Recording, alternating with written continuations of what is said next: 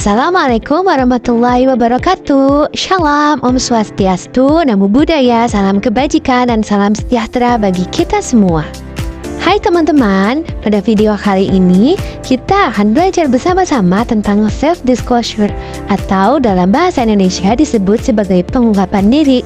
Kita akan memahami apa itu self-disclosure, faktor yang mempengaruhinya, dampak positif maupun negatif, serta bagaimana strategi yang tepat agar kita bisa terbuka secara sehat dan bijak. Yuk kita mulai! Sebelum masuk ke materi, yuk refleksi dulu. Coba deh kamu lihat deretan emoji di layar, lalu pilih satu yang paling sesuai dengan perasaanmu hari ini. Dengan mengenali emosi, kita sedang belajar memahami dan menerima diri sendiri.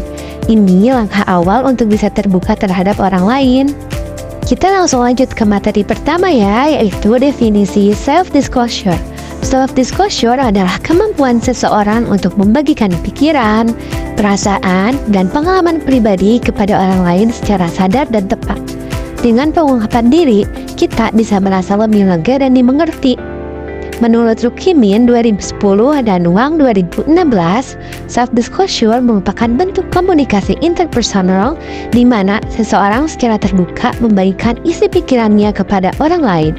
Pengungkapan ini bisa mencakup cerita masa lalu, perasaan yang sedang dirasakan, atau hal yang belum pernah diungkap sebelumnya. Tujuannya bukan hanya untuk didengar, tetapi juga untuk membangun hubungan yang lebih dekat. Selanjutnya, ada faktor yang mempengaruhi keterbukaan diri. Setiap orang punya pengalaman dan latar belakang yang berbeda. Ada yang sejak kecil didorong untuk terbuka, ada juga yang tumbuh di lingkungan yang kaku dan tertutup. Kalau seseorang punya rasa percaya diri yang tinggi dan merasa didukung, biasanya dia lebih mudah terbuka. Sebaliknya, pengalaman buruk di masa lalu bisa membuat seseorang menjadi tertutup dan sulit percaya. Selanjutnya ada macam dan bentuk pengungkapan diri. Pengungkapan diri itu nggak selalu lewat kata-kata, bisa juga lewat tulisan di buku harian, chat ke sahabat, atau bahkan lewat gambar dan musik.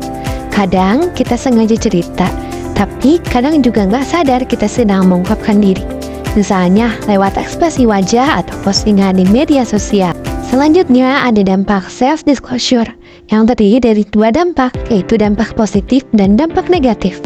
Kalau dilakukan secara sehat, self-disclosure bisa bikin kita merasa lega dan hubungan dengan orang lain jadi lebih dekat.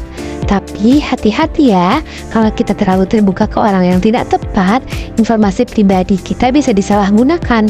Maka dari itu, penting memilih siapa yang kita percaya. Selanjutnya ada strategi atau solusi. Jika self-disclosure sehat dan aman, yang pertama kita mulai dari hal kecil dan ringan. Lalu pilih orang yang kamu percaya, latih komunikasi asertif, dan coba journaling atau konseling. Kalau kamu masih ragu untuk cerita, coba mulai dari hal kecil. Misalnya cerita kejadian hari ini ke teman dekat. Bisa juga nulis jurnal atau curhat ke guru BK. Pelan-pelan, kita bisa belajar untuk lebih terbuka tanpa merasa takut atau tertekan. Dan yang terakhir ada penutup dan refleksi. Self-disclosure bukan kelemahan, tapi keberanian untuk jujur dan tumbuh jadi pribadi yang lebih kuat. Self-disclosure bukan hal yang mudah, tapi ini bukan kelemahan. Justru ini menunjukkan bahwa kamu berani mengenal diri sendiri dan ingin jadi pribadi yang lebih sehat dan terbuka. Yuk belajar untuk terbuka dan lebih bijak dan jujur kepada diri sendiri. Terima kasih sudah menyimak sampai akhir. Semoga apa yang kita pelajari kali ini bisa berguna untuk kita dan untuk semua orang. Sampai bertemu di video selanjutnya. Assalamualaikum.